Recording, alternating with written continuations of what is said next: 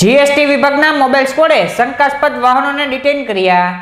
GST વિભાગની mobile squad પેટ્રોલિંગમાં હતી તે વેળાએ લોખંડના સળિયા સ્ક્રોપનો સામાન ભરેલ ટ્રક પસાર થતાં તેને રોકી બિલિંગ અંગેની શંકા જતા જીએસટી વિભાગના અધિકારીઓએ વાહનને ડિટેઇન કર્યા હતા।